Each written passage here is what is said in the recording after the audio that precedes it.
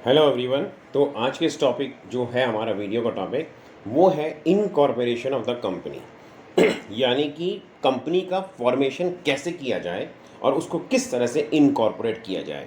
यानी कुछ व्यक्ति मिलकर के अगर कोई कंपनी खड़ी करना चाहते हैं यानी फॉर्म करना चाहते हैं, इनकॉर्पोरेट करना चाहते हैं और उसके बाद वो बिज़नेस करना चाहते हैं तो उसका क्या तरीका होगा, क्या उनको स्टेप्स फॉलो करने पड़ेंगे, किस तरह से वो कर सकते हैं, उसके बारे में हम यहाँ पे डिस्कस करने जा रहे हैं।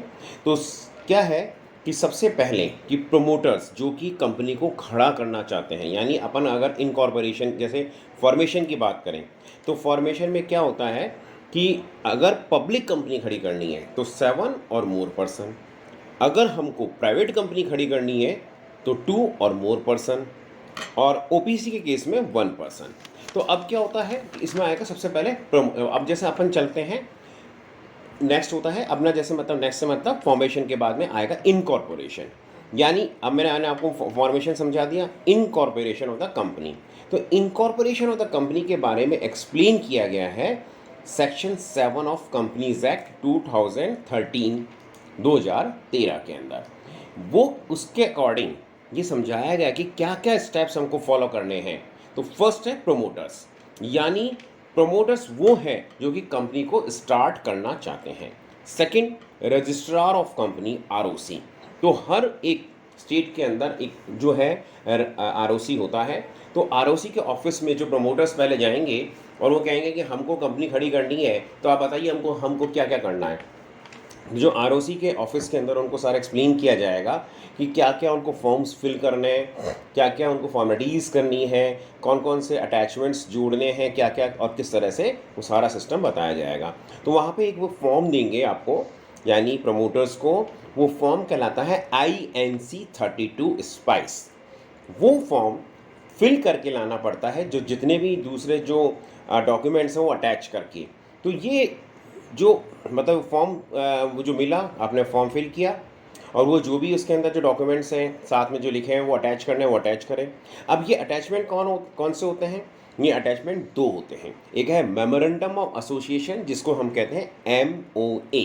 सेकंड है excuse me articles of association that is called AOA। तो MOA क्या है? MOA एक बहुत ही इंपॉर्टेंट डॉक्यूमेंट होता है जिसमें नेम और name and address of the company होता है। जो प्रपोज कंपनी है उसका क्या बिजनेस या ऑक्यूपेशन रहेगा, कितने उसमें जो नंबर ऑफ शेयर्स होंगे होल्ड करने वाले, डिटेल होएगी उसमें रजिस्टर्ड ऑफिस की, जो प्रपोज्ड ऑफिस होगा उसका क्या डिटेल रहेगी वो होएगा। उसके अंदर सारे जो मेंबर्स हैं जो स्टार्ट करने वाले हैं उनके साइन होएंगे।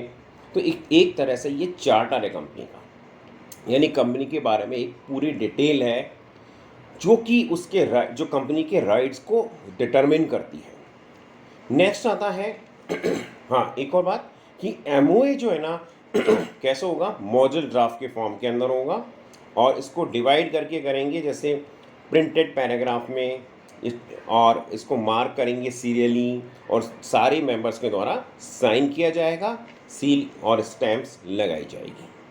अब आता है नेक्स्ट है AOA, आर्टिकल्स ऑफ एसोसिएशन। ये भी एक बहुत ही इंपॉर्टेंट डॉक्यूमेंट होता है जिसमें क्या होता है, it is a important document which contains internal rules of the company, यानी कंपनी के अंदर इंटरनल मैनेजमेंट कैसे चलेगा, क्या रूल्स एंड रेगुलेशंस रहेंगे, क्या रूल्स एंड सब रूल्स रहेंगे, वो सारा चीज़ें इसमें रहती हैं जो कि इंश्योर करती है उसकी एक्टिविटीज़ की परफॉर्मेंस को। उसमें सारे जो इसमें भी सारे जो मेंबर्स होते हैं ना उनके सिग्नेचर होंगे।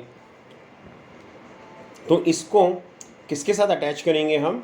MOA के साथ। तो ये दो अटैचमेंट जो उसमें साथ में रहेंगे। उसके बाद नेक्स्ट अटैचमेंट जो आएंगे, और तो नेक्स्ट फॉर्म जो एक होएगा डिक्लेरेशन फॉर्म। ये सारे जो अटैचमेंट आ रहे हैं ना साथ में, तो नेक्स्ट कौन सा हो गया? Declaration form.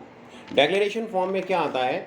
डिक्लेरेशन फॉर्म में जो प्रमोटर्स हैं या जो सब्सक्राइबर्स हैं या मेंबर्स हैं जो कि कंपनी को खड़ा करना चाह रहे हैं, वो एक तरह से एक एप्लीकेशन फॉर्म के साथ में एक डिक्लेरेशन देते हैं कि इस तरह की जो जो नाम हम रख रहे हैं इस कंपनी का, ऐसी पहली कोई कंपनी एग्जिस्ट नहीं कर रही है, and it should be duly attested by the और duly attested by CA CS और एडवोकेट, यानी एडवोकेट या CA या CS उसको अटैच करेंगे कि जो भी इनकी इंफॉर्मेशन है वो सही है।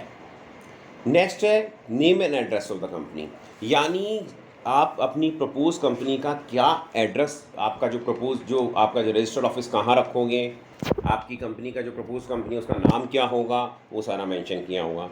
नेक्स्ट है details of the first directors, तो जो डायरेक्टर्स यानी जो कंपनी खड़ा कर रहे हैं, जो भी प्रमोटर्स मिलके कंपनी बनाने जा रहे हैं और पहली बार जो कंपनी बनाते हैं, जो जा आकर के मिलते हैं सारे जो डायरेक्टर्स, उनको हम फर्स्ट डायरेक्टर कहते हैं।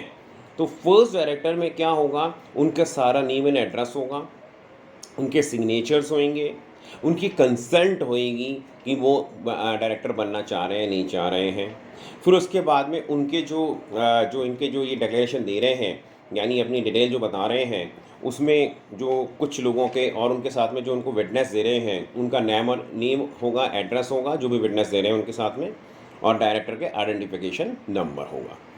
नेक्स्ट कुछ और इन्फॉर्मेशन भी दी जाती है कि आप जो कंपनी खड़ी कर रहे हैं तो उसमें कंपनी के अंदर ट्रेजरर कौन होगा, सेक्रेटरी कौन होगा। नेक्स्ट, अब जब आपने सारे ये पेपर्स तैयार कर लिए, सारा सब कुछ रेडी हो गया, तो जो भी प्रेस्क्राइब्ड फीस रहती है आरओसी के पास में, जो आरओसी बताते हैं, यानी गवर्नमेंट के नॉर्म्स जो भी हैं, वो प्रेस्क्राइब्ड फॉर्म के साथ में फ़ी जमा करो और उसकी जो रिसीट मिलती है इन डॉक्यूमेंट्स के साथ में लगा करके देनी होती है आरओसी के ऑफिस के अंदर। अब सबसे इम्पॉर्टेंट बात आती है finally, the certificate of the incorporation. ये क्या चीज़ है? सर्टिफिकेट ऑफ इनकॉर्पोरेशन का मतलब है कि हमने जितने भी ये डॉक्यूमेंट्स तैयार किए थे, यानी जो फॉर्म फिल किए, सारा जो भी डिटेल्स अपने कलेक्ट करी विद ऑल द अटैचमेंट्स, जो भी फॉर्म वगैरह हैं, इनको लेकर के हमको आरओसी के ऑफिस में देने पड़ेंगे।